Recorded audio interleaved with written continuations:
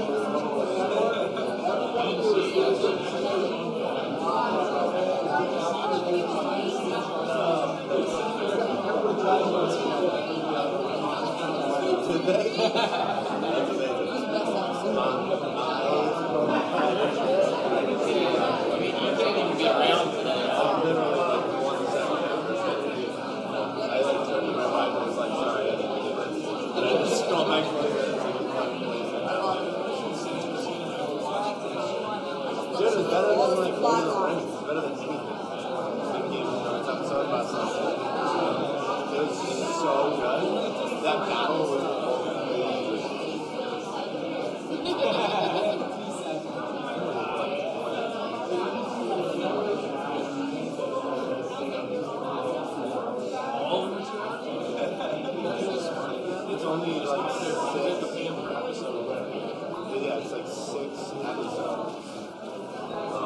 one's only 7. There's only 2 more episodes.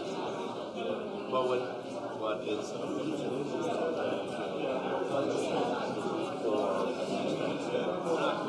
that they are. Dude, and one of them is this area.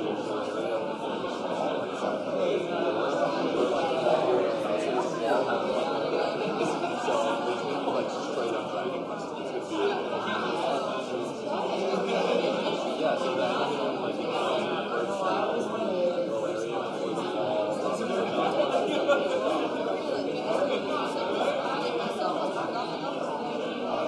Yeah, which is what everyone's been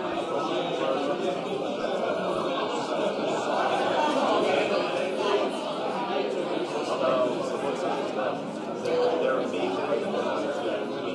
Everywhere that we talk about.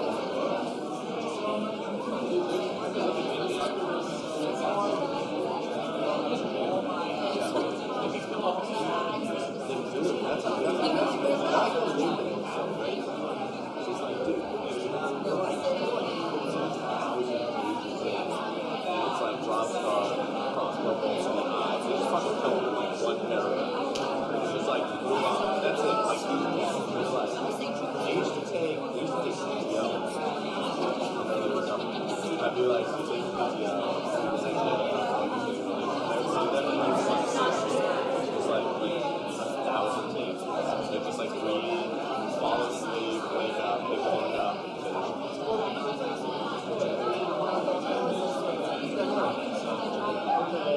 Yeah.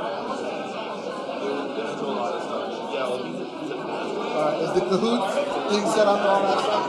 Oh, you're watching? Like cosplay with 1-year-olds. But they should do it really great. I was making fun of that with Alexa. Like a bunch of people dressed as elves. No, he's a real master. But HBO put the SmackDown in his attention. He was like, you have to write them down. No one is allowed to finish the match. People lost their shit. And then HBO was like, sorry, man, we got a lot of money on the line. Zero rich, everyone's making money. You can just come and watch us film this and play with your beer. And pay you like millions of dollars for something good. Ready? You gotta go. You can take the live feed and cut it up.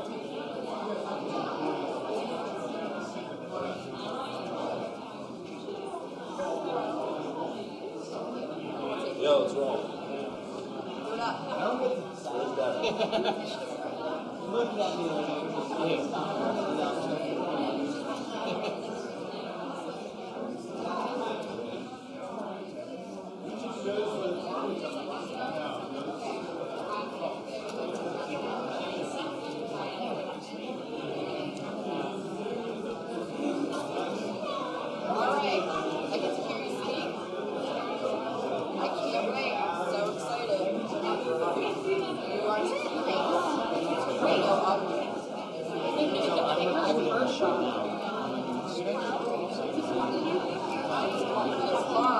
Do you want me to get started, Katie Bean? Kate, do you want me to get started or do you want to wait a second? Okay.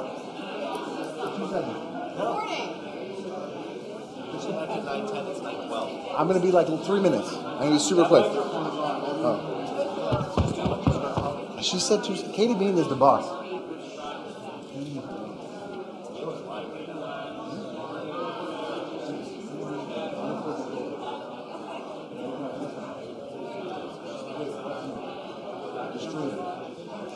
Yeah, it's supposed to be. Okay. You stop laughing. Everybody seems fine. And Jimmy's my tech guy. I know Jimmy. You know what I'm doing.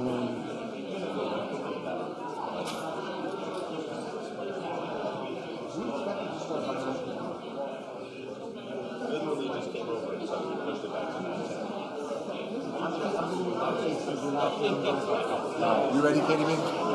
Okay. What's the hashtag? Love recovery. Yeah. Good morning, everybody. Good morning. My name's Devin Reeves, and I'm a person in long-term recovery. And for me, that means that I haven't used any mood or mind-altering substances. God willing, 2 weeks from now, it'll be 10 years.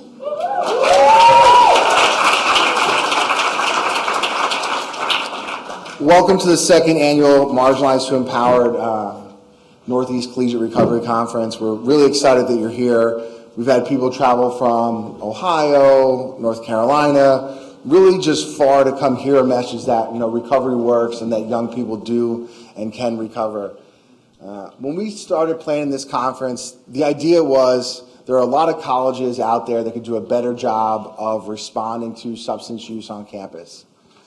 We think that there's some schools that do a really great job, and there's some schools that have a lot to learn. And what we found while we've done outreach for this conference is that people have been open to have that conversation. And that's why we have so many people here today. So everyone that made the trip out, give yourself a round of applause.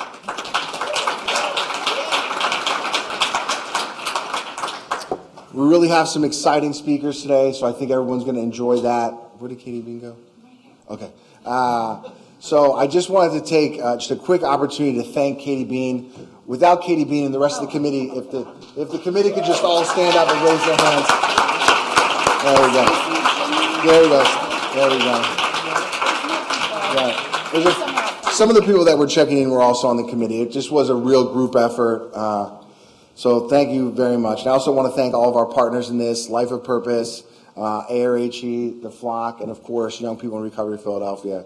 So we're going to have a quick pre-test, and then we're going to get started with the program. I'm going to turn over to Katie Bean. Thank you. So I love assessment. I'm an assessment nerd. But you know what? That's what we need to use when we come back to our colleges and say, this is the work that we're doing and this is the impact of the work that we have. So last year we did a pre and a post test. And one of the things I wanted to share with you that I thought was great was that the confidence in individuals' ability to support students in recovery really increased at the end of today, which is really awesome.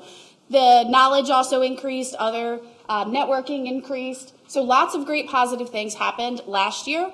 And so we wanted to do a few pre-test questions again in the hopes that we will be able to see the same positive results this year. So does anyone know Kahoot? Nobody's excited. Grab out your phones. We're going to do a quick 5-question pre-test on your phones.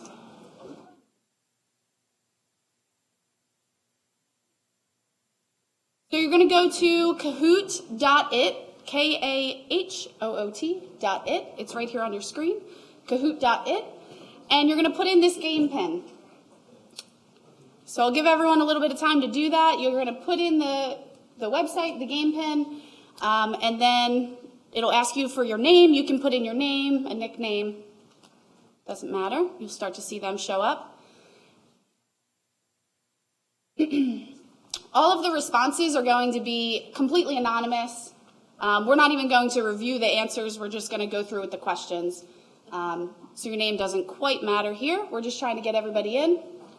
We'll do 5 quick questions. This is also a great resource and tool to use on your campus. It's entirely free. We use it with our orientation. And one of the questions we asked this past year at orientation was we asked students to identify if they were in recovery, an ally of recovery, meaning they knew or had a loved one with a substance use disorder or in recovery, and or if they were a novice, they knew nothing about it. This year we had 250 students out of our freshman class, which was about 25%, say that they were an ally, and we had 11 students identify as in recovery, and this is just our freshman class. This is information we would not have gotten if there wasn't an anonymous option like this.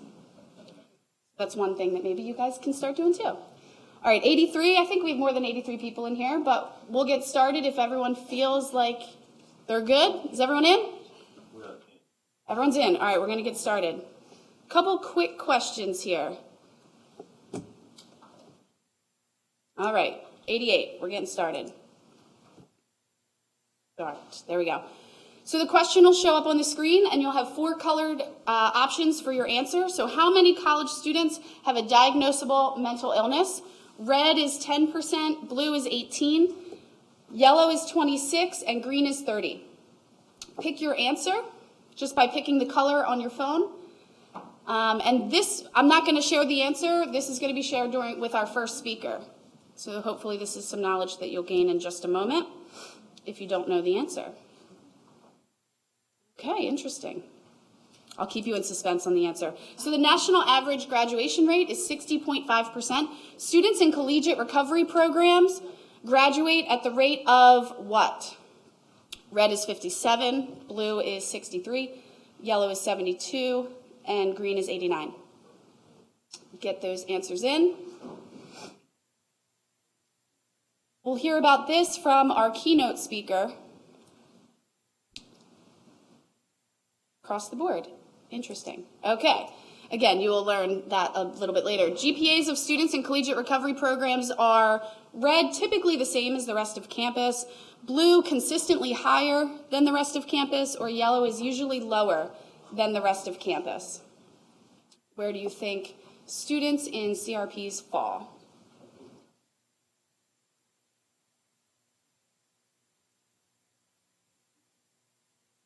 Very smart people in the room. Okay. How many students in CRP said if not for the collegiate recovery program, they would not be able to attend college? This is from a national study. 11 is red, 18 is blue, 34% is yellow, and 40 is green. So if not for the collegiate recovery program, I would not be able to attend college at all. Again, you'll hear a little bit more about that from our keynote speaker today. Very good. And the last one, because I want to see if this changes at all, is I feel confident in my ability to support students in or seeking recovery. Let us know where you are on this continuum. Red is not at all, blue is a little bit, yellow is somewhat confident, and green is very confident. Please put that in. And hopefully by the end of the day, we'll do a quick post-test and you'll see this increase. That's the hope. But you'll see we do have a range of people. Some are very new to this topic. Some have been around this topic for a while, and that's what we're here today to discuss. So that is the last of it. If you are going to be on your phones, you can use #LoveRecovery, because we're in Philadelphia, the city of brotherly love. Yeah, we thought so. All right, so Jimmy, you can come back on up. Jimmy's our MC here for the day. And here is our next thing. Thank you very much. Thanks, Katie. Hello, everyone. My name is James Hatzel, also known as Jimmy. Person in long-term recovery, Penn State Collegiate Recovery Community graduate, Chief Technology Officer of Life Purpose, and I am your MC today. I would like to let everyone know that we are live streaming this event until 11 a.m. So if you go on Facebook while you have your phones out, and you go on ARHE's Facebook page, Life of Purpose Facebook page, or the Flock Facebook page, like them if you haven't already, and you'll find a link to the YouTube live stream, which you can share to your friends and colleagues who were unable to attend. Our first speakers, Carl and Andrew, are amazing humans, both of them. They've both done a lot of work, both for the recovery movement and in their own recovery. And they're talking about building recovery IQ and why it matters. And I'll let them give themselves the rest of the introduction. Thanks, Jimmy. I appreciate it. So, can everyone hear me all right? So my name is Carl Anisel, and I'll be speaking first, and then I'll introduce Andrew. I identify as a person in long-term recovery, which for me means that I haven't used drugs or alcohol since October 25th, 2009, and I introduced myself that way with a purpose. For a long time, I carried a narrative about myself that was not nice. I felt like I was crazy. I felt like I was broken. I called myself an addict. And the past almost 8 years have given me a life and a purpose that I never could have imagined, sitting in a hospital 8 years ago. And so I introduced myself as a person in long-term recovery because it's important for me to share with you that I'm more than somebody who struggled with drugs and alcohol. I'm somebody who's been offered resources that have given me a life beyond that. And if we're not talking about both sides of that equation, then we're going to miss the mark. If all of our conversations are centered around the point of crisis. Using Narcan as a life-saving drug, inpatient treatment, hospitalizations are a very important part of people's recovery. But far too often, that's the only story we get to hear. And it's the only story that we talk about. When I think about celebrities that struggle with drug and alcohol issues, the names that come to mind often consist of some, mix of Charlie Sheens and Lindsay Lohans, Philip Seymour Hoffmans, people who have struggled publicly, and people who have passed away. And if we don't embrace the idea of recovery beyond that point of crisis, then we miss half the story. And we leave people thinking that addiction starts and ends in that point of crisis. And for me, that was not the story. And I want to, before I talk about why this matters to me, I want to thank you all for coming. When I was in college, I felt like I was the only person in the world that knew or cared about what was going on with me. I thought I was the only person that felt the way that I felt, had been through the things that I had been through, and was struggling the way that I struggled. And today I know that that was untrue. That 26% of students in every class that I've ever sat in, every sports team I ever played on, every dorm that I lived in, struggled with the things that I struggled with. But I felt like I didn't meet any of them. And you sitting in this room is encouraging to me, because while we're here to help that 1 in 4, it takes the 3 and 4 that sit with them to make them feel like they can be included and empowered to do what it is they need to do to find their recovery in the same way that I found my recovery. And the reason that this matters to me is because in 2006, I graduated high school and I had checked every box that I was supposed to check up until that point. I crushed my SAT scores. I took the classes I was told to take. I had done everything in my life that I was told I needed to do in order to get into college, and I was excited. People told me my whole life, this is going to be the best 4 years ever. Don't miss out. Don't take it for granted. And when I got accepted into my state school, I was excited to go start this new life. And when I moved into that school, I was a lot like my other classmates. I was really anxious about how I was going to make new friends. I was pumped to be away from my parents for the first time. But I brought with me a secret to that school that not everybody could see. I had an addiction to prescription opiates. My experimentation with marijuana and alcohol had progressed to this thing that at the time seemed so innocuous. I got my first ever prescription medications from a doctor. The first people that I got drugs from were not drug dealers. They were not in the inner city. They were well-meaning parents who had old prescriptions that left them in the bathroom and never accounted for them. And before I move on, that's my little PSA. If you keep medication in your home, it probably works well for what you got it prescribed for. But I was always shocked that people would keep their medication in the one room in the house that they would let me walk in and lock the door behind me. And so if you have medication in your house, please, please, please, if you don't keep it locked up, keep it somewhere public, because those parents, those neighbors, they love me.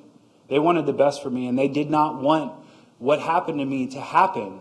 But because they didn't have that recovery education, they didn't understand the dangers of those prescription medications, they were as flippant about their use as I was. And I brought with me that physical addiction to college, and it robbed me of my college experience. While everyone else was talking about what classes they were taking and, talking about what parties they were going to go to that night, I'd be locked in my room, tied to my bed in agony. If you've ever had the flu, that burning sensation, but you're freezing cold, can't stop sweating, and your bones ache. That was the feeling that I brought with me every second of every day that I did not have that medication. And that pain was so loud that it was the only thing I could hear. It was more important than my friends. It was more important than my family. It was more important than my schoolwork. Because if I did not have what I needed to satiate that pain, it would consume me. And in that pain, someone said to me, do you know you can go to downtown and you can buy heroin, and that'll make that pain go away. Now, I grew up in New Jersey. I went to a high school in a very nice suburb. I got a great education, and people my entire life said, Carl, you have a lot of potential. I was not supposed to go down the path to be faced with that decision. I never thought I would see, let alone do heroin. But in that moment, I was desperate. And that word did not feel as scary. And in that pain, I made a decision that tore my life apart within a year.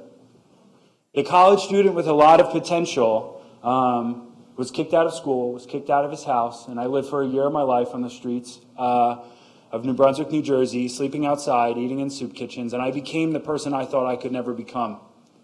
And I remember standing on the corner of Remsen Avenue, asking for a change at a bus stop as I watched the bus drive by from one campus to another, and I met eyes with my roommate from the year before, and the disgust in his eyes so clearly mirrored how I felt about myself inside that I'll never forget the despair that I felt in that moment.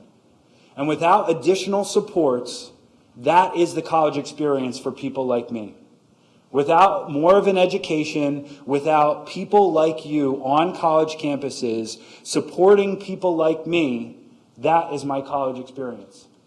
I'm sad to say that I still am not a college graduate. I would like, I'm trying to get back into school, but once I lost that initial momentum, it's very, very hard to get back. But I'm happy to say that there was help at the school that I went to. I went to Rutgers University. They have one of the longest standing CRPs in the country. And they do amazing work. I have met hundreds of young people who have come into contact with that program and had the college experience that I was not able to have. And I think the thing that prevented me from having that college experience was the fact that even though there was a small group of stakeholders on that college campus that really knew and understood what I needed, the greater university wasn't ready to have that conversation. And so what I really hope that you can take from today are some actionable tools, some facts and figures that you can bring back to the decision makers at your school to say this is not a conversation just for me and the 1 in 4, but this is a conversation that each and every one at the school needs to be having. Because if we are not all educated, if we don't all up our recovery IQ and understand why it matters, then the people that are doing this amazing work aren't going to be able to find the people like me who need it most. So I am so, so grateful that each and every one of you have come out to this conference tonight. And I just ask that this not be the last time you talk about collegiate recovery. Sometimes I go to conference and I learn so many good new things. And by the time I get home, I put the notes in the trunk of my car and I never look at them again. This conference is about taking people who are marginalized and making them empowered. And I want to extend that idea beyond the people in recovery. That if you're trying to advocate for recovery on a college campus, you might have felt marginalized. People don't want to have these conversations. They don't want to acknowledge that this happens at their school, even though we know that it is. So find something today, find a connection, network with a person, find a resource that you can use so that when you go back to your university, you can feel empowered to do the work that needs to be done. And someone like me will be so, so grateful that you did. So with that, I'm going to introduce Andrew Berkey. Thank you.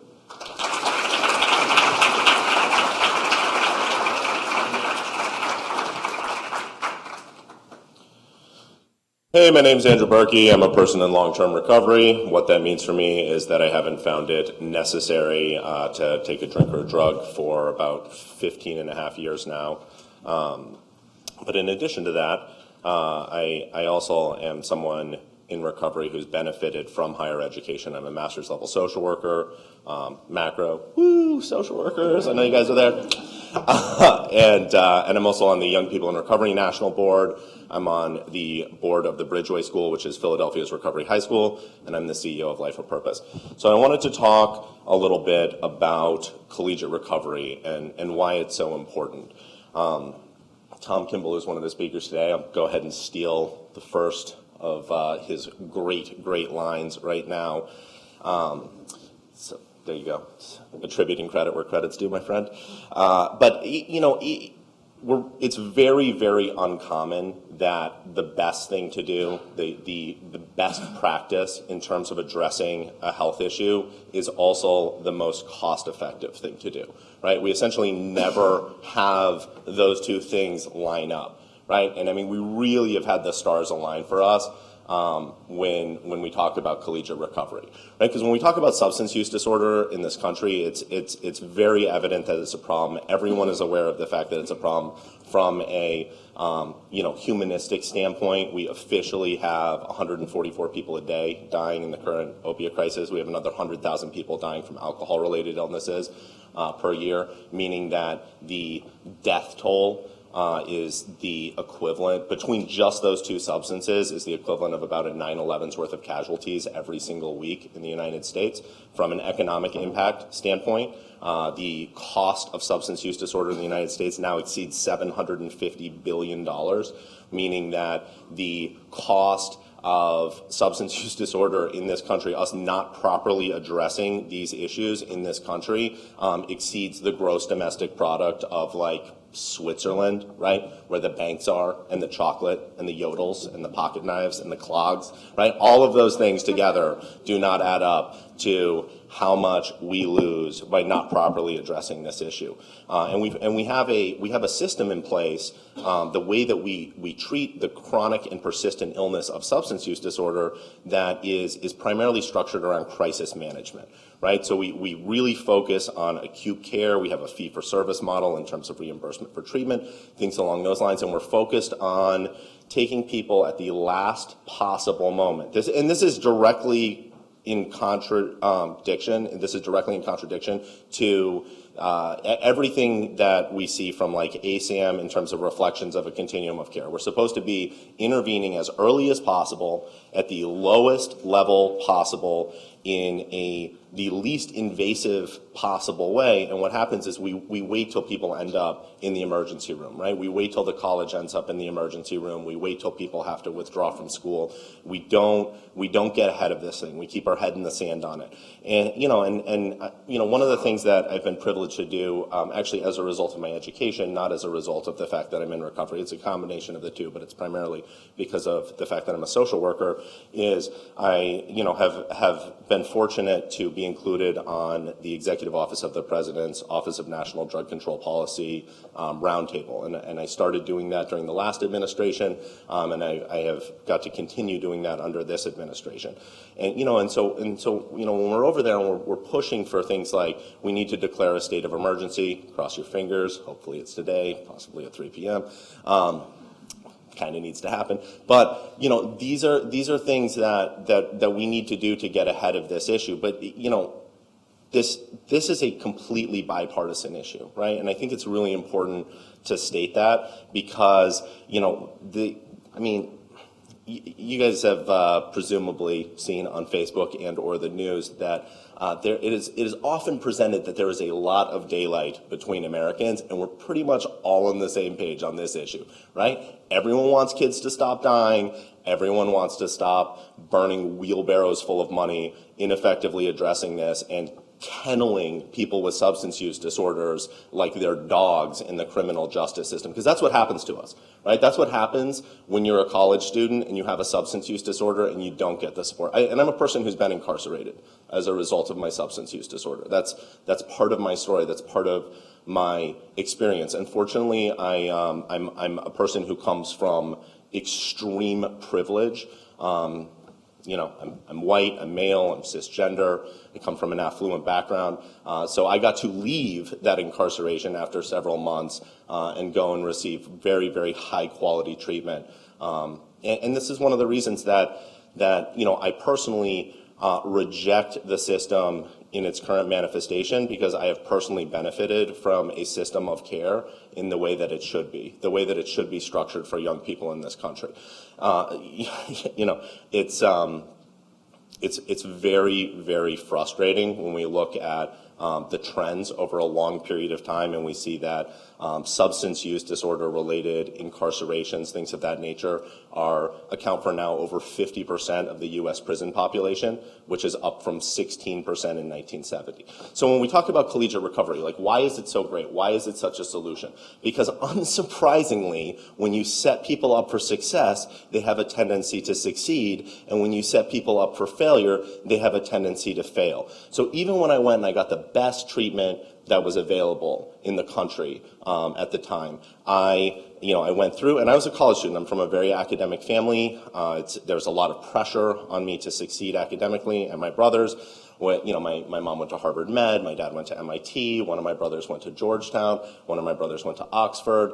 I went to rehab and subsequently had a very difficult time attending Thanksgiving for a couple of years. But it really was like a point of shame for me. It was something that I really tremendously struggled with, because even when I was successful in my recovery, I felt like a loser, and it wasn't really an inappropriate feeling, because by any objective assessment of the situation, by all the criteria that we use to measure whether young people are succeeding or failing, like, I was failing. Like I was actively losing at life. It's not like, oh, you feel bad, right? Like, no, you're actually doing bad. Like, you work at the hair club for men, you call up bald people and convince them that they hate themselves in your call room. The guy in the cubicle on either side of you is blowing lines of cocaine during the lunch break, right? This is like not like the future that people had envisioned for me. And even when my parents were doing everything right, it became very difficult. And that's really a myth that has been perpetuated, and when we talk about like stigma reduction and things like that, that's what stigma is, right? This idea that, like, oh, if you have a substance use disorder, like, it's a moral failing on your part, you came from a broken family, your parents, are screwed up. No, my parents are like literally the best people I know.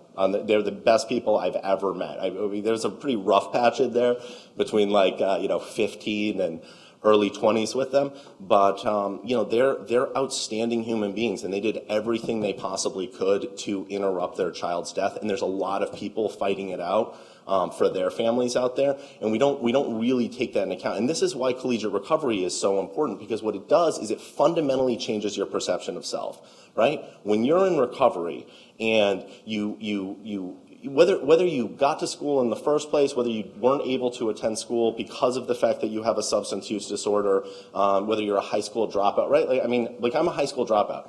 I have a GED. Nobody cares now that I have a master's degree in social work. But I was unable to successfully complete American high school, which you can be functionally illiterate and graduate from in a large number of places in this country, as a result of my heroin use disorder, right? So when you're looking at that sort of like downward spiral that young people get on, and that young people start to slide down, it's so important. Identity, self-esteem, things that are provided in a normative collegiate experience are so critical to the overall wellness and success and mental health of an individual. And if you're in even one class, even at a community college, like on track to go to, a St. Joe's or a Temple or, Penn State or wherever it is that you're trying, Drexel, wherever it is you're trying to end up, right? You're a student. You're a college student. You're a college student with an appropriate college student job. You're not an addict, right? And that's how I identified for a long time. Like, I'm an addict. I live in a halfway house. I work in a call room. Like, this is who I am, and I internalized that, right? And the reason that I did that was because that was like considered best practice at the time. That was the clinical recommendation that was almost always made, was don't let them go to college. Right? College is dangerous. It's a recovery hostile environment. There's a lot of drugs and alcohol in college. And it's like, yeah, that's kind of true, but like, I mean, so is like being young in America is a recovery hostile environment, right? So there is no scenario where we can like long-term put people in bubbles and have them not have any exposure to drugs and alcohol. It's about helping people from a social work strengths-based perspective to build a life that's worth staying clean and sober for, right? That's how we're going to get out of this thing. That's how we're going to be successful in terms of like treating an entire generation that is getting wiped out right now as a result of the fact that we can't get in front of this thing in a proper and healthy fashion from a systemic level, from an organizational level, from a macro level. And when you look at what's happening, you know, we have, and this is a fundamental issue with this acute care crisis model of intervention that we have.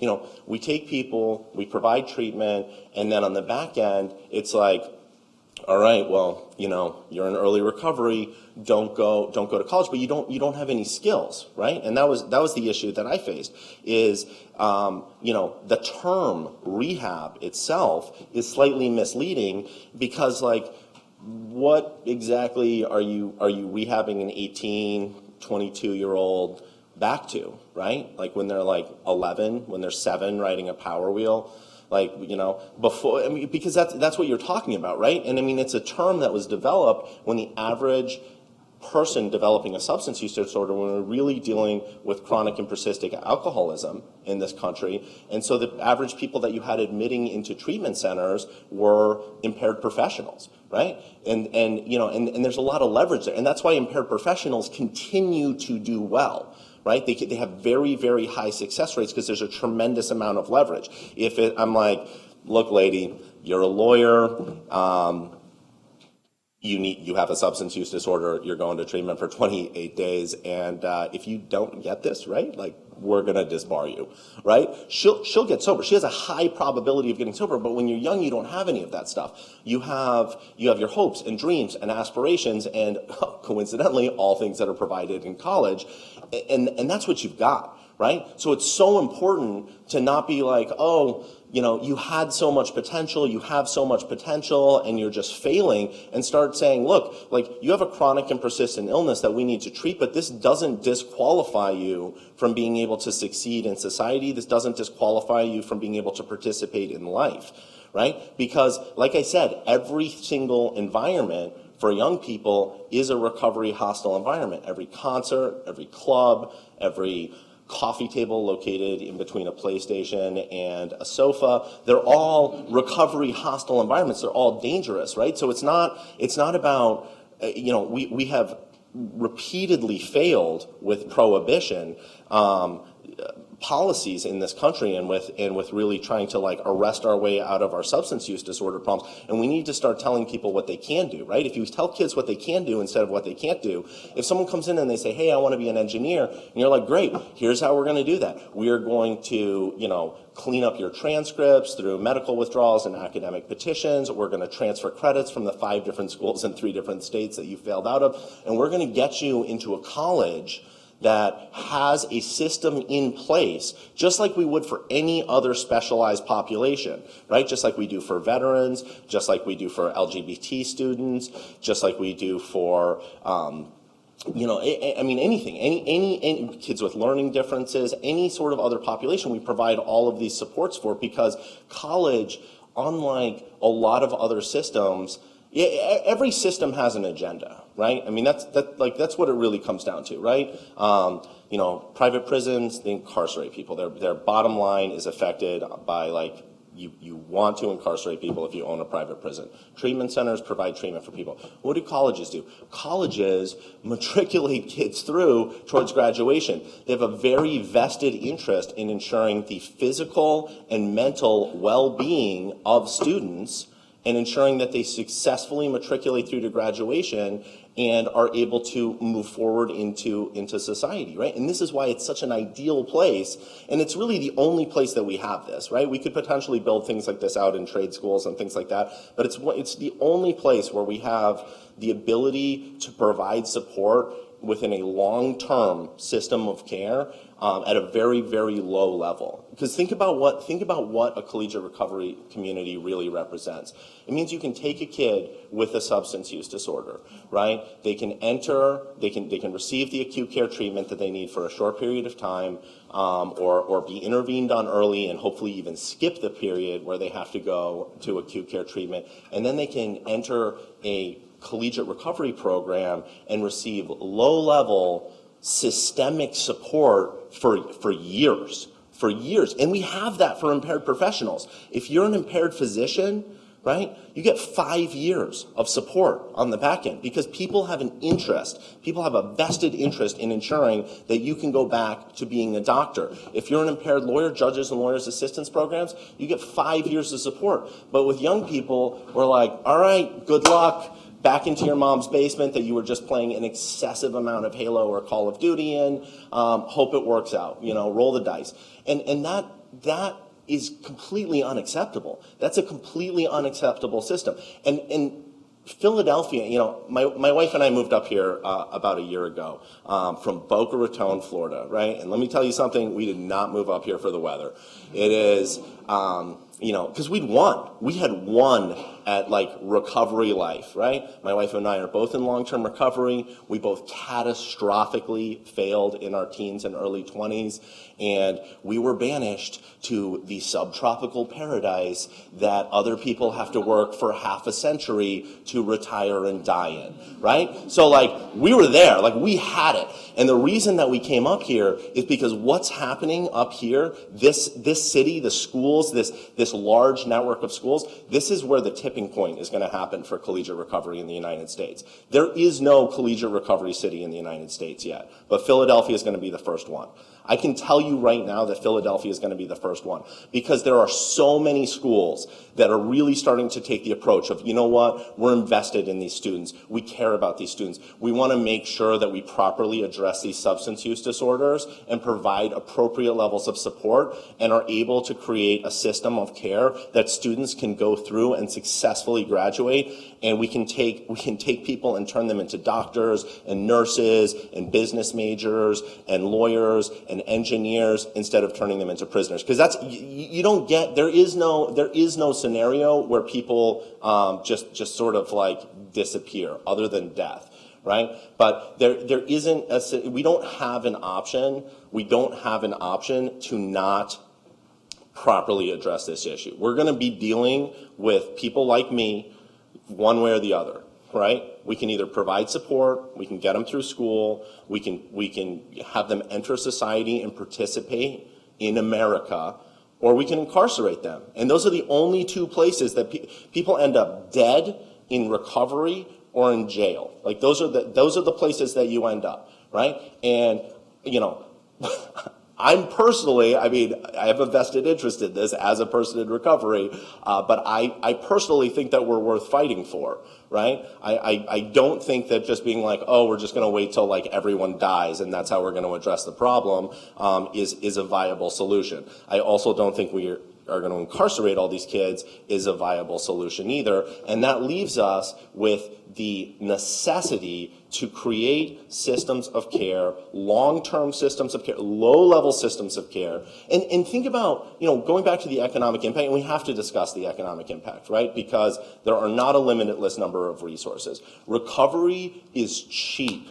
Recovery is so inexpensive to maintain.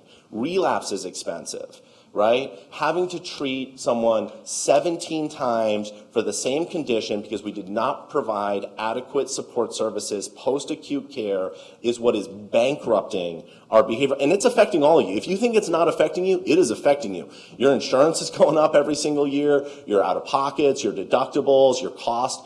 All of those things are increasing nationally because of the fact that we have a health pandemic going on in this country, right? So it affects every single person, whether they choose to acknowledge it or not. And it's absolutely critical that we do this in a sustainable system, and that's where colleges come in, right? That's where colleges, of course, we'll look back at this point 10 years from now, 15 years from now, we'll look back at this point when the collegiate recovery movement was growing and advancing and had scaled up from, 2 universities to 3 to 5 to 12 to 100 to an additional 100 efforts to 500 to 1,000. There's 4,200 universities in this country. Every single university in this country should have a collegiate recovery program.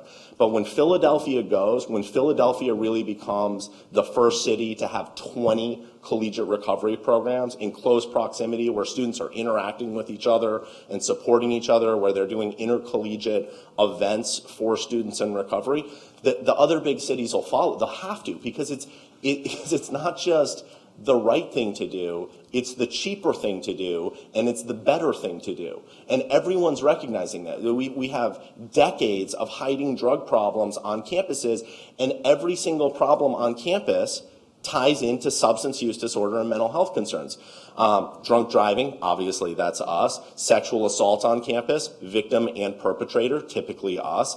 Violence on campus, typically us. Dropout, retention, graduation, lost tuition, reimbursements for medical withdrawals, us, right? There's a significant portion of the population that struggles with this issue, and we're either going to get in front of this and we're going to support these kids, or we're going to continue to just have it drag us down, right? And I just don't accept that we can't get in front of this and help young people be successful when we have academic institutions that are structured to do that. And one thing, and I'll close with this, this is not a solution. There are a lot of people out there in the recovery advocacy movement that are looking for one billionaire to come in and just Harry Potter magical fix this entire situation, right? And that is not how this is going to go down. This is going to take all of us. This is going to be a concerted effort from people in recovery, from people outside of recovery, right? And that's a big deal. The people outside of recovery allies, the people that are like, hey, you deserve to have a system of care in place that helps you. It's like Selma, right? When everyone crossed the bridge and there was institutionalized racism and people were beaten and abused by a system which was failing, right? That was just viewed as like, oh, that's a thing, that's how it's always been. When people from outside of that, when that community rallied the entire country, right, and we still certainly have problems, and that's not the topic, obviously, of this speech, but when that community went to other communities outside of itself and said, hey, we're human beings and we deserve human rights, right, that's when America changed. That's the same way it's going to be with substance use disorder. One mom on a mission is more powerful than 15, 20, 100 of us, right? The drinking age in the single largest market on earth is 21 instead of 18 because of a couple of highly agitated mothers, right? They're the most powerful political force in America.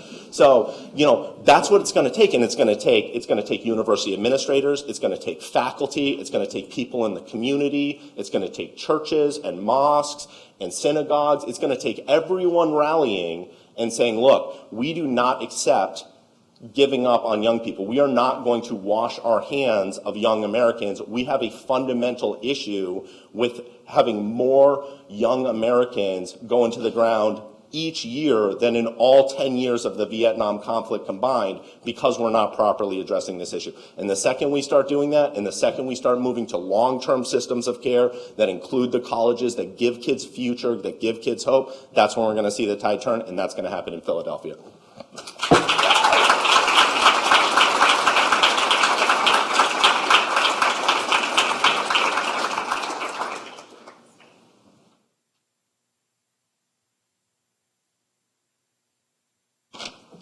Thank you, Andrew. Thank you, Carl. Our next presenter is Dr. Thomas Kimball. Dr. Kimball is a professor and the director of the Center for the Study of Addiction and Recovery at Texas Tech University. He is also the president-elect of the Association of Recovery in Higher Education and has a number of other roles in the collegiate recovery movement. He is someone who has been working in this field a long time, someone who is certainly an expert, and I can't wait to hear what he has to say. Give it up for Dr. Thomas Kimball.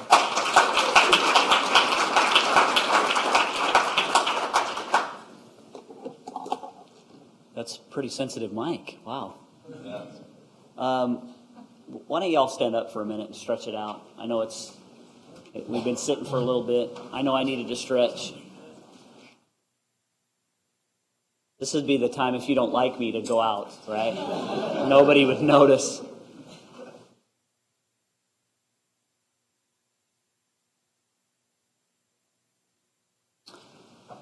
I think it's important that you have a sense about who I am so you can kind of frame my comments today. I'm Tom Kimball. I am a professor at Texas Tech University. I teach within the Addiction Disorder and Recovery Studies program. I have a master's degree in social work. I have a PhD in marriage and family therapy. Most of my teaching, research, and therapeutic work has been helping individuals and families make the transition from active addiction to recovery. And I've become very, very passionate about and very, very interested in, invested my professional life in trying to figure out how people can be in recovery long term. And we know a whole lot about addiction and those that suffer from addiction. We still don't know a whole lot about how people stay in recovery, particularly over a lifetime. And it's such an important thing to try to figure out. And I'm happy to be part of trying to figure that out. I also am the president-elect of the Association of Recovery in Higher Education. It's a professional organization that now represents 100 institutional members, people that have collegiate recovery programs on their college campuses. We started with 3 institutional members back in 2011 and have seen the significant growth in universities recognizing the need and then doing the hard work of trying to establish a collegiate recovery program on their campus. And I'm grateful to be part of the field and to be somebody that has helped others and been able to be a part of our collegiate recovery program. We've been around for about 32 years, about the same time as Rutgers and Brown at the time, and have been doing it for a long period of time, and we've learned some lessons. We've done some great things, and we've made a lot of mistakes. And I hope to be able to share a little bit about that journey and the impact I think we've had on the Texas Tech campus and on the Lubbock community, but also the impact recovery has generally and the impact that collegiate recovery programs can have across the nation. The field is just exploding right now, and I'm happy to be here to talk about that. I'm also a clinical director with MAP Health Management, and that's important to know because MAP provides recovery support 12 to 18 months in the post-treatment environment. And as I talk about expanding the continuum of care, as Andrew has already talked about, I think it's important that we realize that until we bring massive amounts of data to the equation, until we have lots of people and understand the data points by which, as we follow people long term, and we take that data to impact treatment in an outcome-based world, we're not going to make the progress that we need to help people to stay in recovery long term. So it's a culmination of efforts that will help us out. I'm passionate about a few things. I'm passionate about my relationship with my higher power.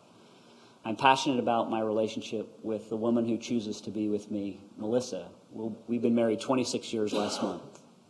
I'm passionate about my 5 children and my extended family. I'm also crazy because I have 5 children. Those of you that have children know what I'm talking about. Let me just say, as children get older, it just gets harder. Just gets harder. But I'm passionate about them, and I'm passionate about my family. But I'm passionate about collegiate recovery. Andrew stole my lines, but that's okay because I have a lot of other ones. Right, Devin? Rarely do we come to a point of history where the most cost-effective thing to do is also the right thing to do and most effective thing to do. This area has a unique opportunity. There are 101 plus colleges and universities within a 50-mile radius of where we're sitting today. 101 or more. Imagine the impact of each one of them embracing a collegiate recovery program. Talk about the impact on this area and society. Talk about what could be done if that happened. Talk about creating a mecca of young people in recovery in one 50-mile radius. The possibilities are endless. What an exciting thing to think about. What an exciting thing that you could be part of in this area. Think about that, 100 plus universities within a 50-mile radius. How many students does that represent? How many students that suffer does that represent? How many people could be helped? And the ripple effect of that could be immense. It's just exciting to think about. I know sometimes I don't always look excited, but I'm actually really excited about what that could be. You don't look very passionate today, Tom. So let's talk a little bit about what is collegiate recovery. When people ask me in the elevator, you're supposed to have your 30-second elevator speech. Hey, what do you do for a living? And what I tell them is, I have the best job in the world. I support 125 students at Texas Tech University who are in recovery, and I help to provide services much like athletes and veterans receive on college campuses. So why do students in recovery need that kind of support? Anybody know? This is where I want you to, this is the professor time where I want you to read my mind. All right? Anybody know why? Yes.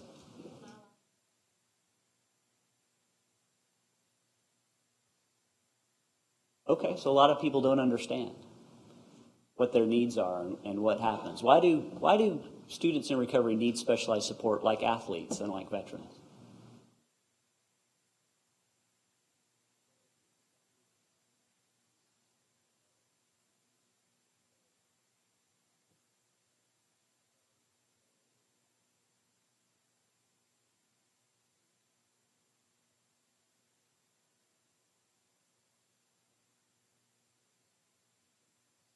Yeah, so students in recovery are part of a marginalized group. And we talked, as we talked yesterday to a couple of universities here, it's marginalization on top of marginalization, right? So you can have multiple levels of marginalization, and many students in recovery experience that on a daily basis. The stigma, the difficulty. I asked this in an undergraduate class talking about collegiate recovery communities, and it was silent for a while, and then a young student athlete raised her hand, and she said, it's because of stress. And I said, well, explain what that means. She said, as a student athlete and a member of a marginalized community, I experience stress on a regular basis. The expectations, the difficulties that I have to face as a student athlete increases my stress level. And that stress level is difficult for me to handle. And having those specialized support helps me to navigate this environment, this college environment. And she said students in recovery experience a lot of stress in their environment. And providing specialized support for them allows them to navigate their environment.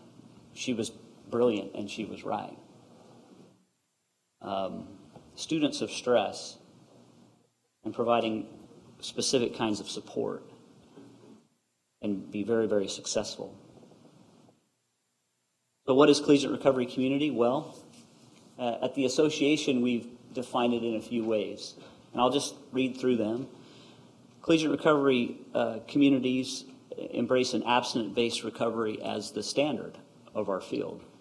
They're housed within higher education and are nonprofit organizations. That's really critical to note. We are housed within universities. We're not private corporate entities. And there's something very powerful about it being institutionalized within higher education. And I think Andrew said it well. There's a sole purpose and goal within higher education, which is to bring people through successfully. A lot of times corporate entities and private, they have a different kind of goal. I'm not saying those goals are bad or wrong. It's just different. And this needs to be nonprofit. And higher education is really good at that. I understand that universities make money, but collegiate recovery programs are one way that we can provide services without a lot of cost to the students directly. Collegiate recovery programs work best when there's a dedicated space for them. There's something very powerful about having a space on campus that says, this is for you. We recognize you. We honor you. We care about you. We believe in you. We support you. There's a space for you that's set apart. And I would suggest there be great coffee and a lot of food at that space if you can do that. Collegiate recovery programs provide direct recovery support services to students in recovery. And there is a community of students in recovery so that peers can help one another. In a broad sense, if you look broadly, collegiate recovery programs embrace a strength-based approach. This is not a punitive way to deal with helping people. This is a strength-based approach. Andrew talked about believing in people, showing them the possibilities. What we know is that when we use other things besides a strength-based approach, people in recovery don't respond to that. Those of you in recovery know that when somebody tells you, hey, you better go right, there seems to be no offense to y'all, there seems to be a knee-jerk reaction that you want to go left. That's okay. But if we tell you to go right, and we make that punitive, you're going to go left. But if we give you the possibilities, and we believe in you, and we give you support, then maybe you'll go right. And keep going right. It's important. There's a couple of things I always want to say when I get in front of people. Some of it has to do with collegiate recovery. Most of it does. Others of it is just because you're here, I get to tell you what I want to say, right? Number one is, I know it's going to be a shock to everyone, but drugs have won the war on drugs. They've won the war. Drugs have already won that. So let's stop putting money into law enforcement and corrections and incarcerating people who suffer from the chronic brain disease of addiction. That's wrong. It's morally wrong. It's ethically wrong. And we need to use our voice in whatever capacity we can to help people understand that we've wasted billions of dollars and there's more drugs in our country than ever. So drugs have won the war on drugs. The other thing I want to say, and this is nothing against people who have suffered from the opioid crisis that's happening. People say we're having an opioid epidemic, and I respectfully disagree. We're having an addiction epidemic. Opioid just happens to be the latest strain. And the reason people are paying attention to it is because white men are dying from it. And I'm okay to ride that wave with everybody to bring attention to the issue. But let's just be clear that we've been suffering from an addiction epidemic for a long time. And alcohol still causes more damage than all illicit drugs combined. It's not even close. So as much as we can draw attention to the opioid crisis, there are lots of people, most of my students would identify alcohol as their drug of choice. It's 60% of them. So I just want to not lose sight of the bigger picture when we're into this opioid crisis and opioid epidemic. Number 3, this is the last one, then we'll start talking about collegiate recovery again. As a marriage and family therapist and somebody that has spent a lot of time working with families, if I had my wish, I would strike the words enabler and codependent from the English language.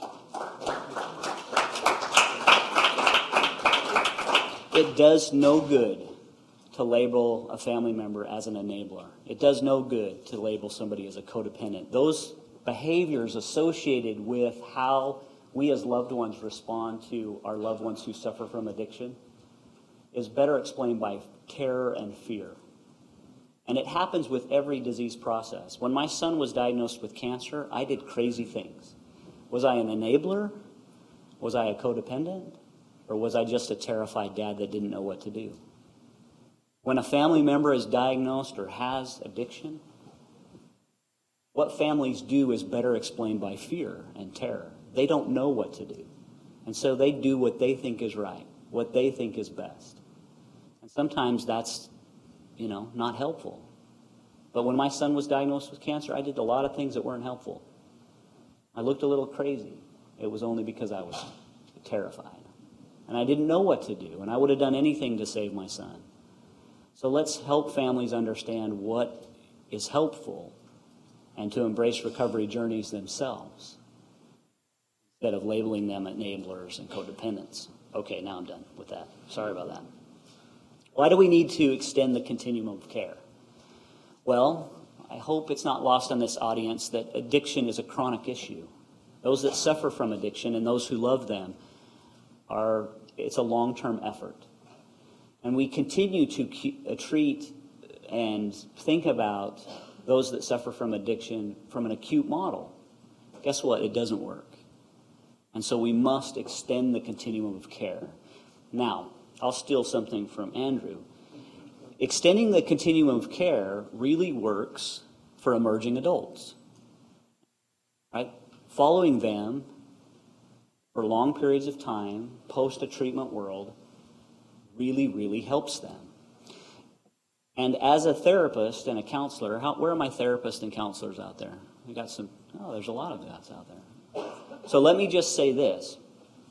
In that world, in that population, peers are better suited. Peers that are ahead of their peers in the process are better suited than therapists and counselors to provide that support. Let me just say that one more time. Peers who are ahead in recovery, certified peer specialists, peer mentors, peer advocates, whatever you want to name them, are better suited to provide that recovery support than therapists, counselors, etc. And we know that from the literature. And it's not just people in recovery. It's people who are suffering from diabetes. It's people who are suffering from chronic pain.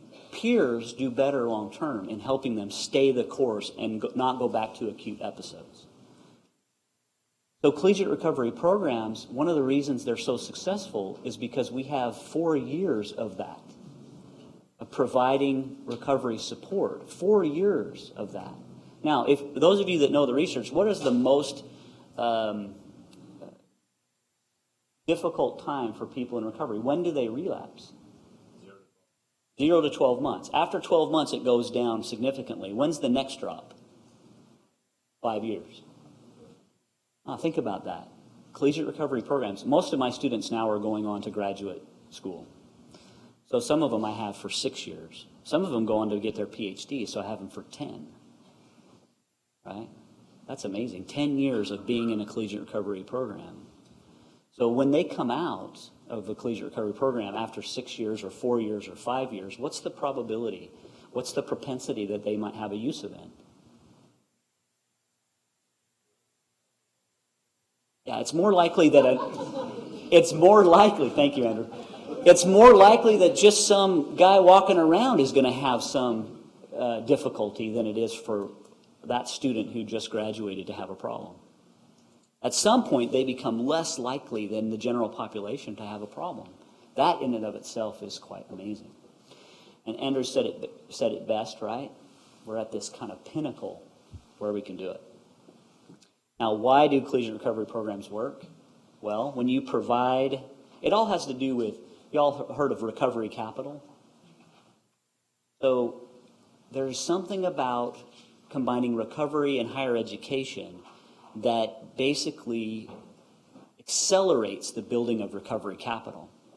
Recovery capital has to do with things like financial security. I mean, just think about these. Financial security, having, transportation is really big when it comes to recovery capital. Just getting around and having the means to do that. Those of you who are in long-term recovery will recognize your own growth, your own development in this. financial security, transportation, stable employment. Think about how education helps this. A stable living environment, relationship stability, both romantic and family relationships, and families of choice relationships. These are some of the pieces of recovery capital. And combining recovery and higher education accelerates the building of recovery capital. We can even think about identity. The identity of somebody who's suffering from addiction, the way that I describe identity are the things that roll around in your head about you. So somebody that is in the throes of addiction, what are the things that roll around in their head about them? This is where I want you to answer again. I hate myself. If you did, I'm a qualitative researcher, so if you do interviews with people in recovery and say, what did you think about yourself? What rolled around in your head around you? You know what the most predominant answer is? It's, I'm a piece of shit. Can I say that live stream? Yeah. It's a clinical term. It's a clinical term. But that is what people say.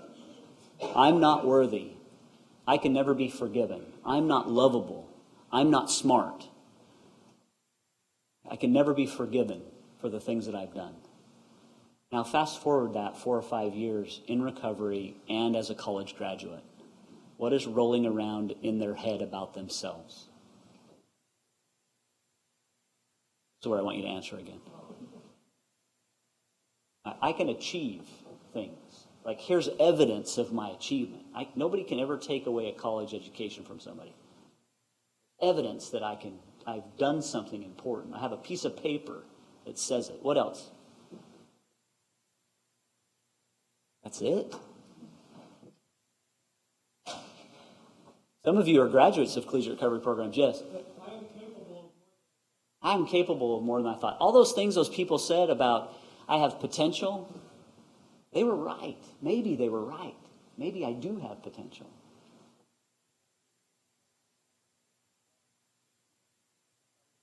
I'm a college graduate. I'm a student. I'm a friend.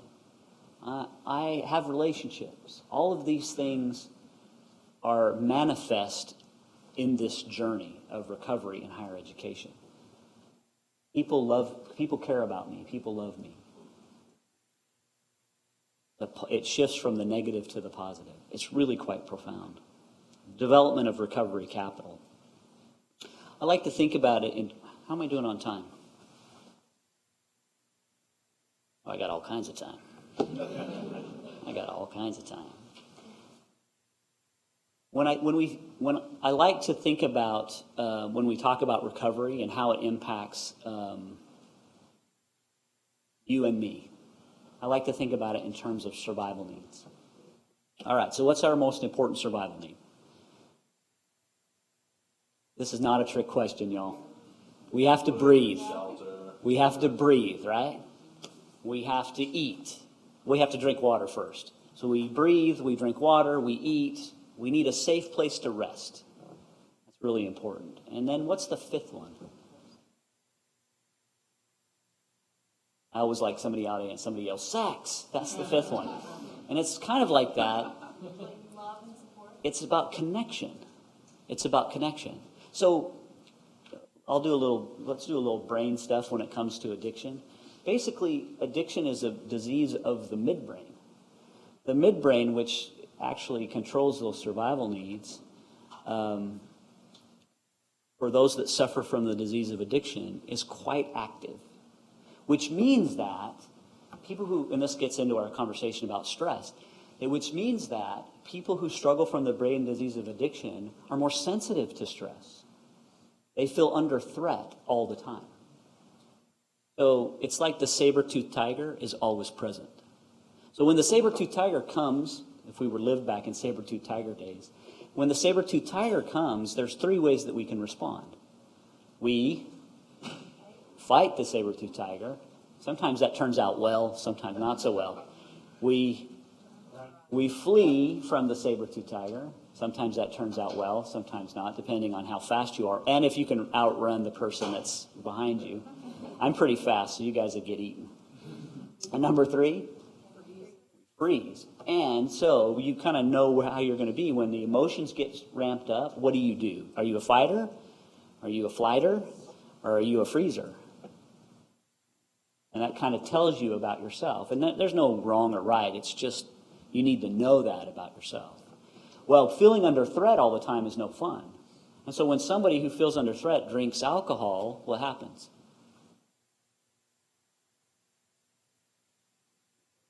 Right? What happens is that feeling under threat goes away. And the midbrain very quickly, for those that suffer from the disease of addiction, moves that up in the hierarchy of needs. And so when the disease manifests, drinking or using drugs becomes more important than connection, more important than a safe place to lay your head, more important than food, and more important than water, and for some, more important than breathing, because we know that addicts and alcoholics, those that suffer from the disease, die. So one of the most important components of a collegiate recovery program, one of our best practices, meets the need of that fifth one, which is connection. When people connect with one another in a community of peers, the front part of our brain lights up like a Christmas tree. It loves it. When somebody works a program of recovery and gets very vulnerable, right? Those of you that are familiar with the 12 steps, if I work a fourth and a fifth step and the world doesn't come crashing around me, when I tell somebody else the exact nature of my wrongs, and they don't go screaming out of the room, but they sit there and they love you, and they say, let me relate to you, let me care about you, the front brain lights up like a Christmas tree. And over time, recovery builds better ways to cope with that stress, ways to quiet that midbrain so people don't feel under threat in the same way. And having people's brains light up like Christmas trees in connection of others is accelerated in community. A community of peers that get it. A community of peers that don't judge but love, by and large. One of the reasons that most of the people I hang out with are people in recovery is because of that. For the most part, they're tolerant, they are loving, and they have this anti-self-righteous behavior about them. They understand that nobody is better than anybody else. That we all have our character defects, we all have our difficulties, and in that connection of I'm no better than you, you're no better than me, our brains light up like Christmas trees. We crave that connection. We desire it from the very beginnings of our lives, particularly when we feel under threat. So collegiate recovery programs offer a place where students who are prone to stress and feel under threat, an immediate place to reach out for help. I asked one of my seminars, we meet in small groups and seminars, I said, what's it like to have to reach out to help every day? They didn't like that. They said, Dr. Tom, we hate it. We hate having to reach out for help every day. It's not natural to us. It doesn't always feel right to us. But we do it because we know it makes us feel better in the long run. So it's not a natural tendency for people in recovery to just want to say, hey, I need help. Will somebody help me? And I think it's a natural tendency for all of us. It's interesting to note that every one of us, whether we have suffered from the disease of addiction or not, when we get under stress, we reach out compulsively to try to soothe that. Every one of us do that. Some of us look at our Facebook way too much. Some of us eat ourselves into oblivion. Some of us drink. Some of us whatever it is. But it's a natural tendency. For those in recovery, it's just a matter of life and death. A matter of life and death. So having a community of peers, which is really the magic of collegiate recovery programs, accelerates the healing of the brain. It accelerates the healing of our souls. It accelerates our ability to learn how to cope and manage feeling under threat all the time. And being connected is the most powerful way to cope. It's the most powerful way to heal. It's the most powerful way to accelerate that growth. So I asked emerging adults who were in collegiate recovery program when they how they experience hope in their recovery. And this is what they said. They said two things, and most of these embraced a 12-step program. They said, I first felt hope in connection with a higher power. Secondly, I felt hope in connection with my peers. And then a whole nother group of them said, I first felt hope in connection with my peers, and then I felt hope afterwards with a connection with a higher power.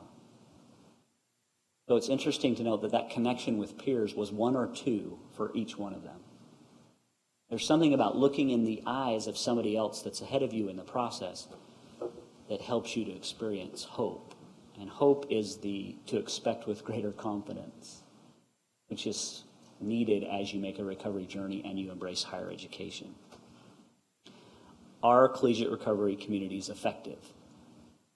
They're so effective that most people don't believe the numbers. Let me just say that again. They're so effective that most people don't believe the numbers. Average GPA across the nation is about a 3.2, between a 3.2 and a 3.4. Most average GPAs for regular students walking around is a 2.9 or a 3.0. So students in recovery do better than their counterparts. Why? Any ideas? Could be the extra support, yes. Wouldn't it be great if all college students were connected in a community in the way that collegiate recovery programs connect others? Community connection is what will help students that struggle with mental health, students, we already know, college athletes and veterans. We should be using community in every aspect. Why else do they do better? Somebody had a hand up here. I was going to say, I'm just a combination of community.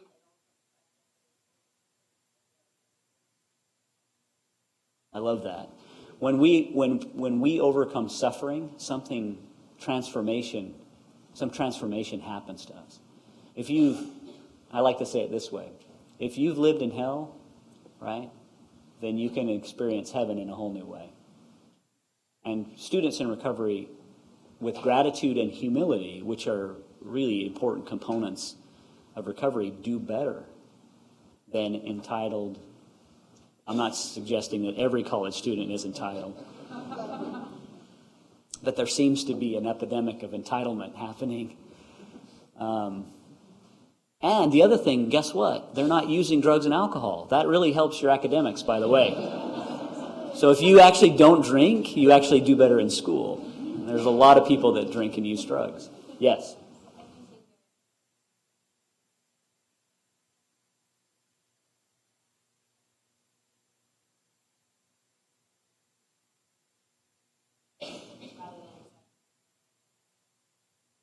Yeah. All of those, I don't know for sure, but all those answers seem right to me. I just know that they do better. And some of them enter into my collegiate recovery community with no academic record. We're able to get students into Texas Tech. We have a little loophole with admissions, which I would advocate for. It has to happen. You have to have a mechanism to get students that have no academic record into college. And what they'll do is they'll shock and amaze you. So I've had several students with GEDs come in to Texas Tech University and make the dean's role, go on to graduate school and become PhDs and other wonderful professionals. They had no academic record at all. Nobody would ever take a chance on these folks. But because of what we've been able to establish at Texas Tech, we're able to go to admissions and say, we just give this student 2 semesters to see what they can do. Since we have you here, and thank you Yeah. so much for coming, can you also talk about what you've been able to scholarships and how that affects in and out of state tuition?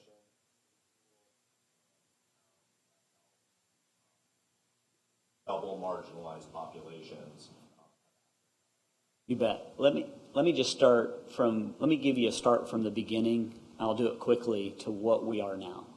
Just to give you, not to overwhelm you, but to help you to see what could be.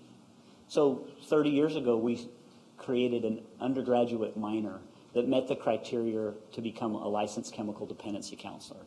And that drew a whole bunch of non-traditional students who were in recovery into Texas Tech.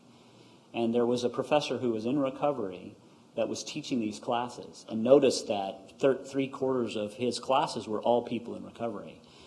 One day, his wife said to him, "You ought to do something to support those students in recovery." And that's how it was born. It was her wonderful idea. So the first thing that he did was create an on-campus meeting. And the university gave him a very small space to have a 12-step meeting. And that's the beginning. Very simple. We're going to have a meeting 3 times a week in this space if you'd like to come. And those students came. And they began to support one another and care about one another. And from that, it built out. The university began to recognize the need, particularly one college dean. This didn't have broad support. It had one college dean. And a board was created. One of the board members was the wife of a board of regents. That's really good because you get a couple of agitated mothers. She was the mother of somebody who had struggled with addiction. That same person later went through that collegiate recovery program and now is the chair of our board many, many years later. Has become highly successful business person and is a person that gives back and who has benefited by the work of his mom. So it started with a board around them that helped to raise money to keep it alive. And then it has expanded and grown over time. We were given a little space, less than 1,000 square feet. It had 2 offices in a little area. We stole pews from an old church. We didn't really steal them. They gave them to us. That's wrong to steal pews from a church. Don't do that. And we lined the office with 2 pews so students could sit in it. And they would come between classes and they would sit on those pews and they would support one another. When we had a little money, activities were done. Tried to get the best coffee we could buy. Folgers to start, now really great coffee. Tried to have pizza at times. We created an institutional meeting called Celebration of Recovery, not to be confused with Celebrate Recovery. Celebration of Recovery is an open speaker meeting that celebrates all recovery and lengths of recovery. So if you're in recovery from your eating disorders, you get up and get a chip. If you're in recovery from your self-harming behavior, you get up and get a chip. If you're in recovery from your alcoholism, you get up and get a chip. So we started this, and the university gave us a classroom on Thursday night to do it. Serve that classroom. We've grown now from just a handful of students to be maybe the largest, 125 students in recovery. We provide a number of different services. We provide academic advising.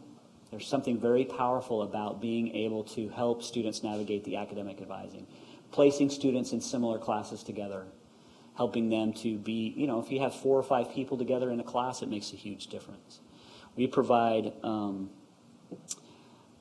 not only academic advising, but we provide direct recovery support. We have small groups that meet, seminars. So 10 or 12 of our students meet on a weekly basis.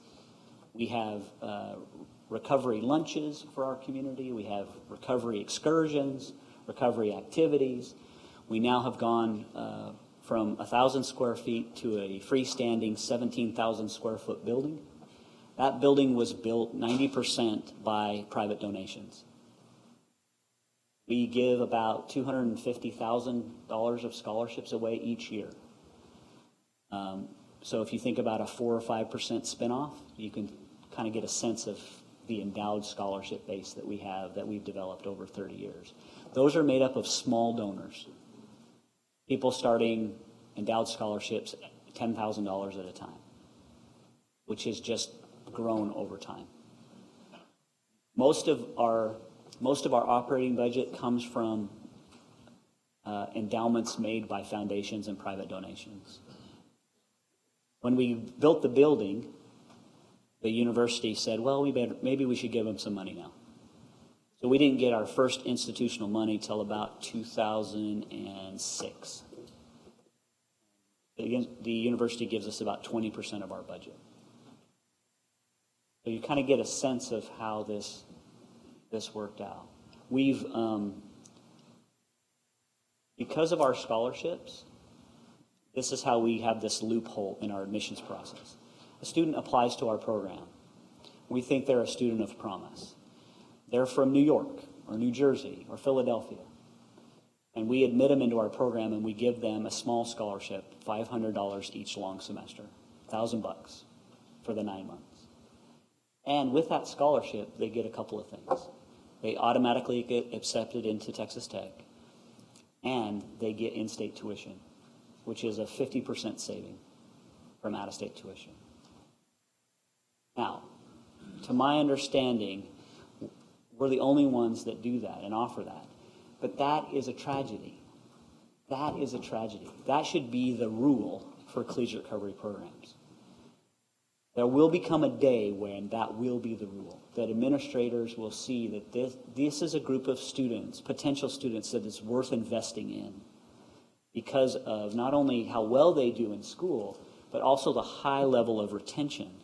So if you think about retention numbers, we're talking about 5% higher retention typically than the regular student. Now, 5% is enough to move the needle. That's all we want to do is move the needle, because retention is about dollars. If I have to spend so much money recruiting a student, and then get them in, and they're paying tuition, then losing them is not good for my university, both from a reputation and from a financial perspective. It's way better to keep my students. And so if I can move that needle 5%, 10%, it makes a huge difference in those two areas. Retention is a great thing to talk about when we talk to higher administrators. And if you look at the graduation rates, typically collegiate recovery program students graduate 20% higher than their counterparts, which is very interesting. Higher GPAs, higher retention rates, higher graduation rates. And probably more importantly, I'll put my 125 students up against any non-recovery students in the nation. Not only will we outdo you in those things, but we'll be great citizens.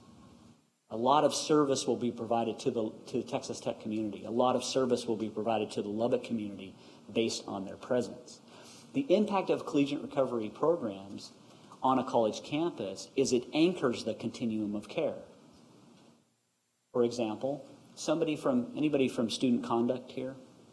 Somebody gets in trouble in student conduct. They're drinking and using drugs. So we have a great relationship with our student conduct office. Yeah, and what happens is they send a student in trouble over to the center. We are not in the counseling center or the wellness center. We are in an academic unit. But collegiate recovery programs can be anywhere. Wherever there's fertile ground for them to grow, that's where they should be placed. We just happen to be in an academic unit. So this student comes over and says, hey, I need to talk to Dr. Tom. So the student comes in, and I sit with the student, and we talk, right? We talk for about 5 minutes. And I say, hey, come with me. So I walk out into our front area. At any given time, there are a number of students in recovery sitting there, drinking coffee, studying, doing what they do, right? And I call over, and I say, hey, John, will you come here? John comes over, and I say, John, will you spend a few minutes with this student? So John and the student go into some office or go outside, and they sit and they talk. What's the impact of that on that student who's in trouble? And why is that better than the old guy with the bald spot talking to the student? Yeah. Because he got eyes on, from that point of crisis right there, he got eyes on how it's done, how it works. Yeah. Do you think that maybe he's going to listen to John more than he's going to listen to Dr. Tom? Of course. Of course he is. It's his peer. Not only is it his peer, but it's a peer that's happy. Oh my gosh, this guy's happy. How did you become happy? Well, I embraced a recovery journey. This is what it looked like for me. Look, we're here. We care about you. At Texas Tech, we have 18 meetings on campus. All of but one, that institutional meeting, Celebration of Recovery, fellowships bring the meeting to our campus. So we have these people that are on our campus, in our building, that we have, that just use our space.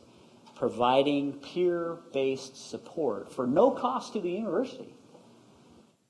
So here are these peers helping each other. Now, this guy that came from student conduct, he may need to go to treatment. But after that conversation, I can say, you know what, you really need to go to the counseling center or whatever body and get a screening and assessment. And after you do that, come back to us. Let us know what they said.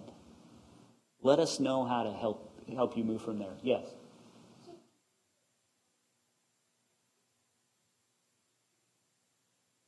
No.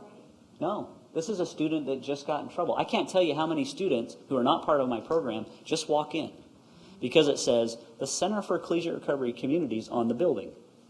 And they are in trouble, or they're in a class on addiction and they realize they have a problem. Or one of my students, or my students are on a panel in a classroom and they're talking about their journey. And that student comes up to them and says, I have a problem. And they say, come with me.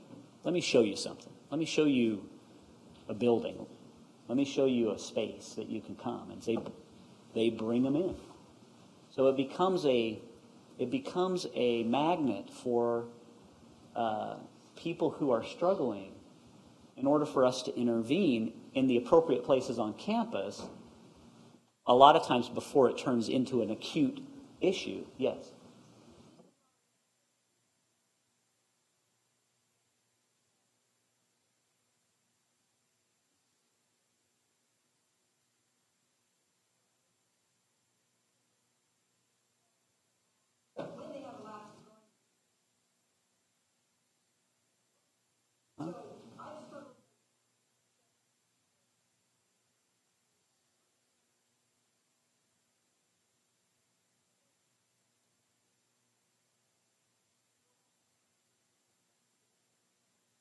Right.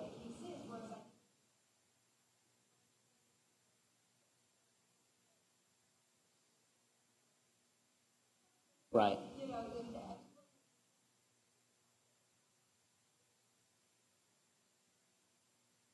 Yeah, I mean, I think that, I think I know what Andrew's going to say, and I'll make his point before he says it. A lot of times, our use events are not acute scenarios. So it just depends how quickly somebody reaches out for help. So a lot of times, somebody may have a use event, and I call it a lapse, right, versus a relapse versus a collapse. So if you have a critical mass of a community, a lot of times it can be a one-day event, and then they're already reaching out for help. That person needs a different response than somebody that disappears for a semester and has a complete collapse, right? Those are two different responses. And as you gain a reputation for a collegiate recovery program, student discipline will start to listen to you, right? And begin to break down the prejudice and stereotypes of how to deal with students that have relapses. I call them lapses. You know, if somebody has a collapse in our community, which is very rare, I don't see them. If I have eyes on them after a relapse, then we're in the game. But somebody who has a collapse, they go away and I can't find them. And I may not find them for 18 months, and I hope they don't die. And if I find them alive, then I tell them to come back. We can get this done again. We always give people who have a moment of lapse a pathway back to the collegiate recovery program. That's the path of retention. And many people can have a relapse and stay engaged in school and keep moving forward. In fact, that would be the preference. Yes?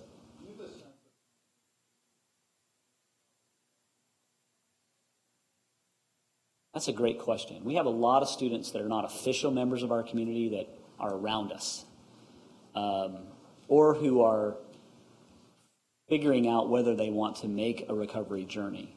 The numbers of those, that'd be hard to estimate.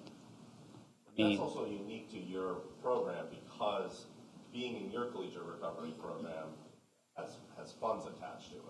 Yeah, I mean, most of the people, every one of my applied students have a scholarship. We have what we call non-scholarship members, and they are usually haven't met the requirement for scholarship yet, but are going to and are hopeful. But again, how do we measure the impact on campus, or how many people choose not to be part of a collegiate recovery program? Some people start with us, like they spend a couple years with us, and they're like, you know what?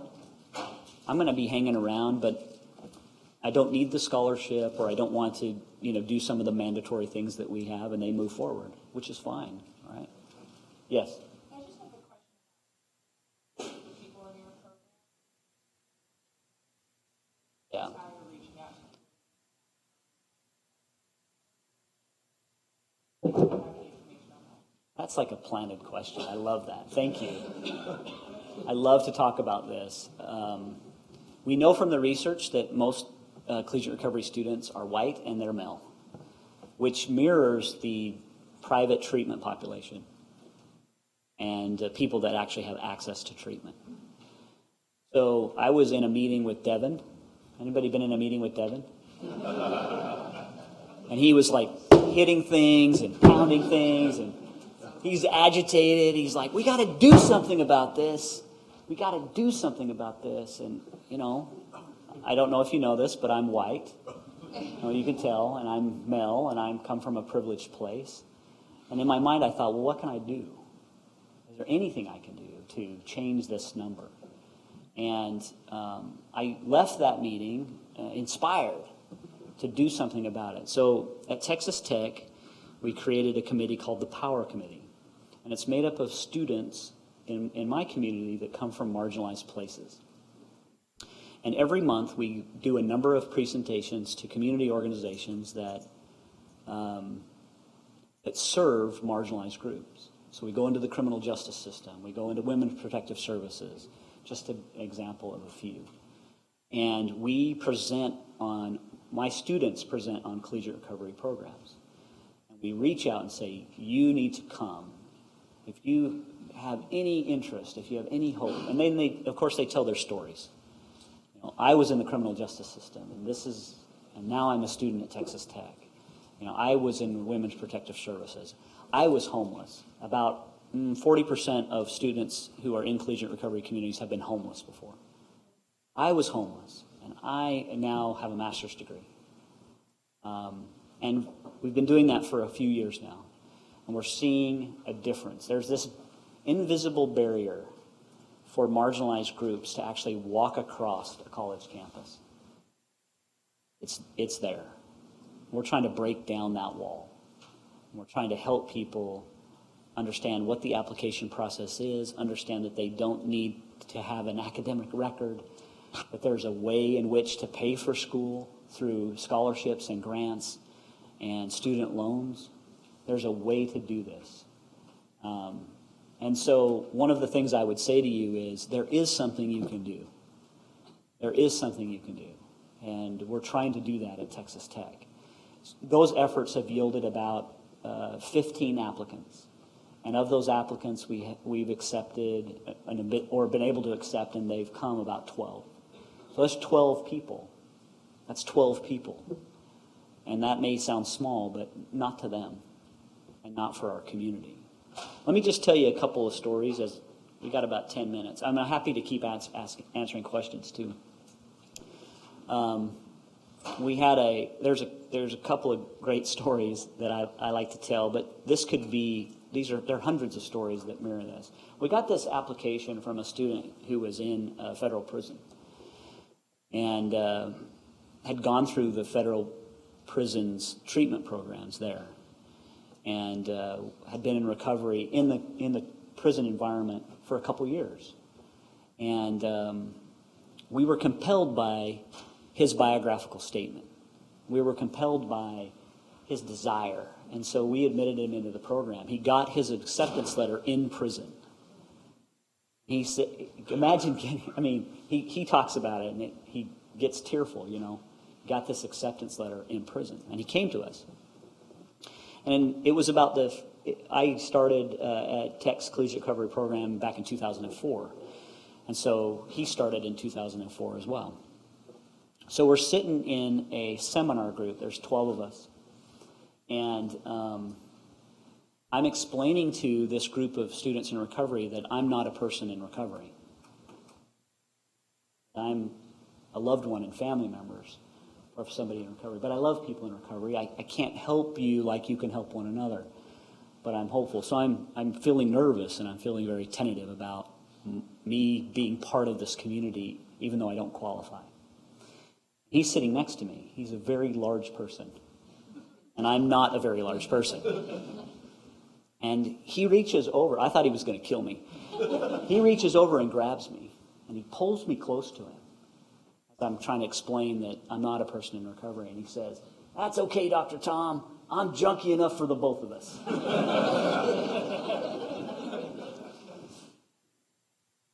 And the room just kind of settled in. And it was that moment that I knew I was going to be okay in this community. That if I just cared enough, if I just helped as I could, as I just did what I could, that this community would accept me, and they have, which has been a tremendous blessing in my life. Well, he moved forward. His journey wasn't perfect in his recovery. It never is. He struggled a little bit in school to get integrated, but he embraced it wholeheartedly. He was there at the places he needed to be. He worked with our academic advisor. He took on service roles in our student organization, et cetera, et cetera, et cetera. He embraced the community. He had interesting up and downs in his relationships like we all do. But he kept persistent. He kept going forward. Somewhere along the lines, Vince Sanchez, who's our academic advisor and our associate director, said, "You need to go to graduate school." He was like, "What? Are you kidding me?" But over time, we wore him down, and he applied to graduate school and got in. Got a master's degree. And then we said, "You need to get your PhD." He's like, "What?" Got in, got his PhD, got his PhD, and now is a tremendous professional in the counseling and therapy world. Oversees treatment center offerings for a large company. And he got his acceptance letter in federal prison. Got his acceptance letter in federal prison. Amazing story. I texted him today, and I said, "Can I use part of your story in a talk I'm giving today?"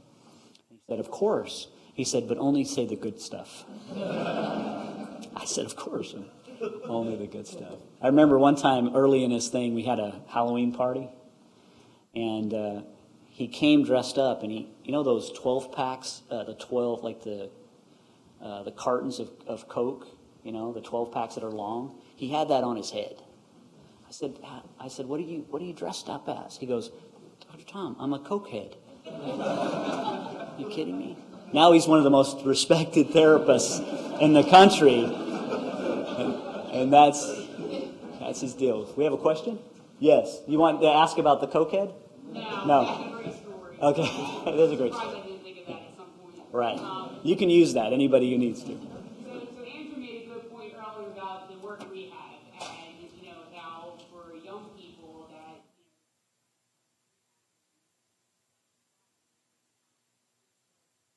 Yeah.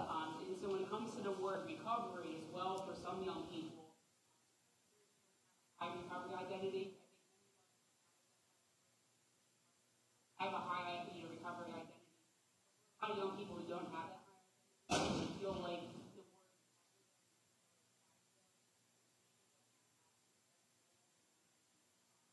the word. What are some strategies that you use? Yeah, I mean, I think that the impact of a community of peers can be very broad-reaching. Now, for our collegiate recovery program, we embrace an abstinence-based model. And so, people who are engaging in more harm reduction models, or people that may be in recovery from their mental health alone, wouldn't really fit well within our collegiate recovery program. That doesn't mean that the elements of what I'm talking about don't work in those scenarios, because I think they do. I have a general concern, and I may be wrong about this, about mixing and matching those populations.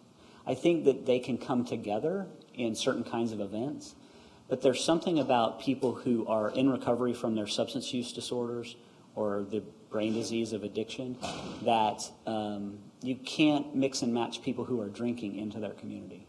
They need to have a safe place on campus Like we have a basement that's just for them, and it's probably the only place at Texas Tech that is truly alcohol and drug free. And that is critical, I think, to young people in recovery from their substance use disorder who embrace an abstinence-based model. And I'm not against any other pathways. It's just that we are really good at doing this thing. And, I do believe that having a community of, most of my students, 80% of them have been diagnosed with some kind of mental health disorder apart from their substance use disorder. So they're duly diagnosed or duly misdiagnosed, depending on how you want to view it. Because I think most of their symptoms were better explained by the brain disease of addiction. So they're not strangers to mental health, nor trying to recover from their mental health. I'll give you an example. We have a group of students that are in recovery from their eating disorders, which is a different pathway typically than somebody that's in recovery from their substance use disorder. We require our eating disorder recovery folks to embrace an abstinence model. So if you want to be part of our community, you cannot use drugs or drink alcohol, even if you're in recovery solely from an eating disorder. It's just about protection and safety for our students. Now, again, let me say, the elements of what I'm talking about will work for a community of people that are embracing a similar journey. And those people could interact. Like we interact with, for example, Engineers Without Borders. It's a student organization. We create a fun run with them. We interact with all kinds of different groups. I just want to caution people about, lumping everybody together because I think they're different. And again, I may be wrong about that. Yes?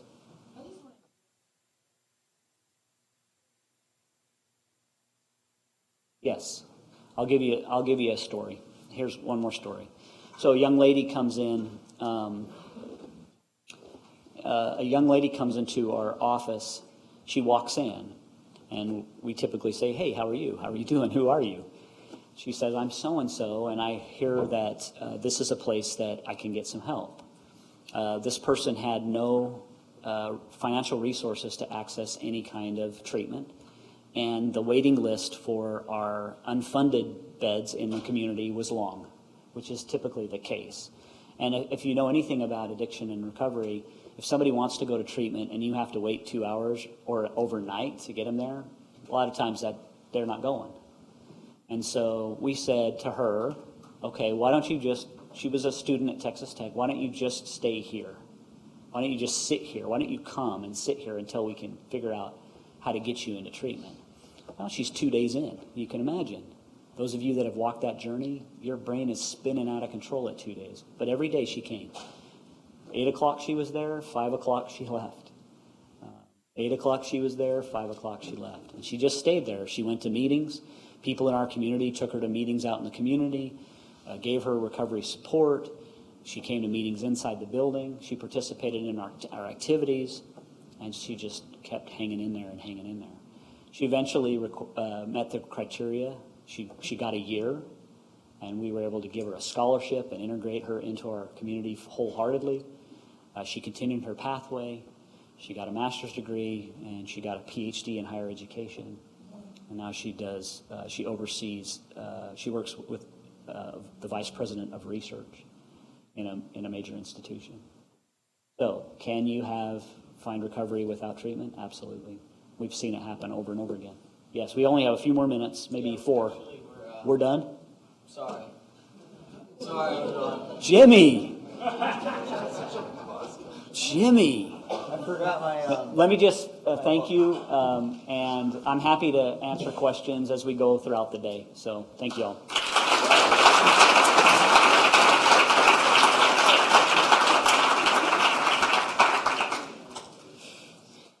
All right. One more round of applause for Dr. Kimball. That was awesome. That was amazing.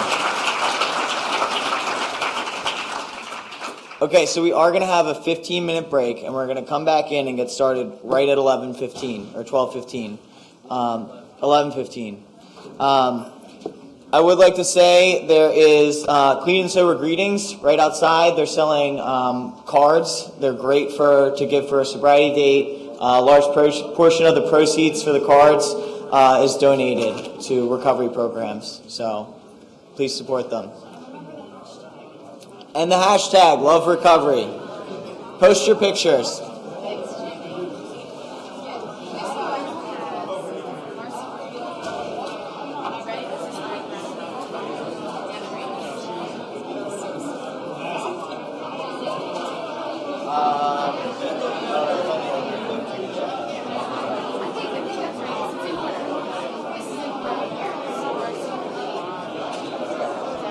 So I'm just reading that.